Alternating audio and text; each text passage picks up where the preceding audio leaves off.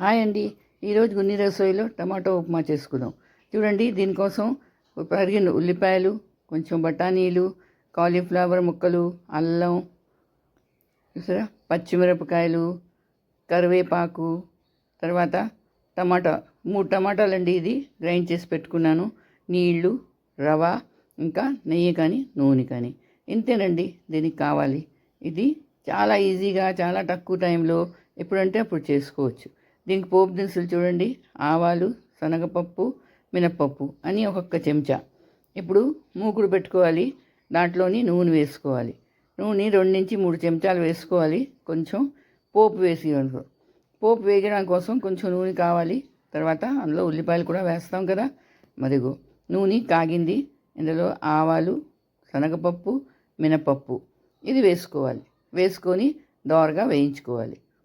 ఇది వేయగానే మాత్రం చాలా మంచి వాసన వేస్తుందండి. మీకు తెలిసిపోతుంది, ఆహా ఉప్మా చేస్తున్నామని. ఉప్మాకు పోపు ఇదేనండి. ఇందులో ఇంకా పల్లీలు అవి వేసుకోవచ్చు, కానీ అవసరం లేదు. ఇదిగో తరిగిన ఉల్లిపాయలు వేసాను. వేసిన తర్వాత ఉల్లిపాయలు కొంచెం వేగాలి. ఇవి మీరు పొడుగ్గా కూడా తరుక్కోవచ్చు, సన్నగా చిన్న చిన్న ముక్కలు కూడా తరుక్కోవచ్చు. మీ ఇష్టం, మీరు ఎలాగైనా తరుక్కోండి. ఇప్పుడు అల్లం, పచ్చిమిరపకాయలు, కరివేపాకు ఈ 3 కూడా వేసేయాలి. పచ్చిమిరపకాయలు కూడా కొంచెం పొడుగ్గా తరుక్కోవచ్చు. ఇవి కొంచెం దోరగా వేయించుకోవాలి. మరీ కాదు, కొంచెం 2 నిమిషాలు వేయించుకోవాలి. ఉల్లిపాయలు వేగిపోయండి. ఇప్పుడు చూడండి, ఇందులోని కాలీఫ్లవర్ ముక్కలు, బఠానీలు వేసుకున్నాను. మీకు ఇంకా మీ దగ్గర ఏమైనా వెజిటేబుల్స్ ఉన్నాయనుకోండి, క్యారెట్, క్యాప్సికము అవి కూడా వేసుకోవచ్చు. కానీ అంత అవసరం లేదు, మనం సింపుల్గా చేసుకుంటున్నాం కాబట్టి ఈ కూర ముక్కలు వేసాను. అది కూడా లేకపోయినా కూడా పర్వాలేదు, మనం ఇలా పచ్చిగా కూడా చేసుకోవచ్చు. ఇప్పుడు దాంట్లోని ఉప్పు వేసాను, తగినంత ఉప్పు వేసుకోవాలి. ఉప్పు వేసుకొని ఇది కలుపుకోవాలి.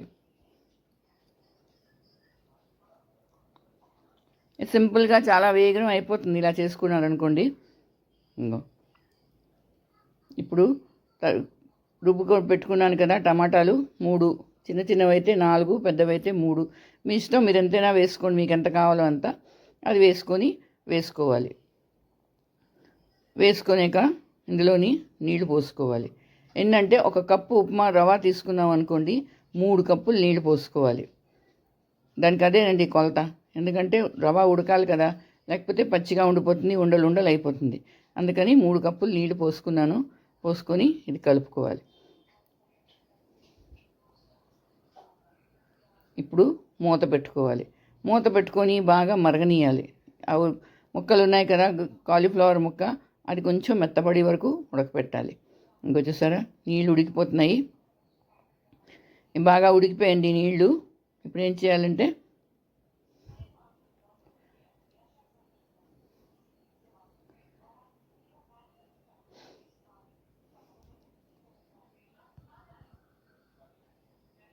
అందులోని ఇదిగో నూక కొంచెం కొంచెం చెప్పును వేసుకోవాలి.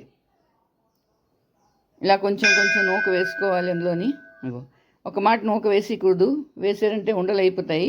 అందుకని ఇలా జాగ్రత్తగా గట్టి కలుపుతూ అలాగా నూక వేయాలి. ఇది వేసి ముందు మాత్రం ఇందులో కొంచెం నూనె కానీ నెయ్యి కానీ వేసుకోవాలండి. నూక వేసి ముందు చెప్పడం మర్చాను. ఇలా పెట్టుకొని కొంచెం నీళ్ళు ఉండగానే మూత పెట్టేసుకోవాలి. మూత పెట్టుకొని 2 నిమిషాలు ఉడకనియాలి. సరే, ఇలా ముద్దగా ఉండాలి, మరి విడివిడిగా కాకుండా.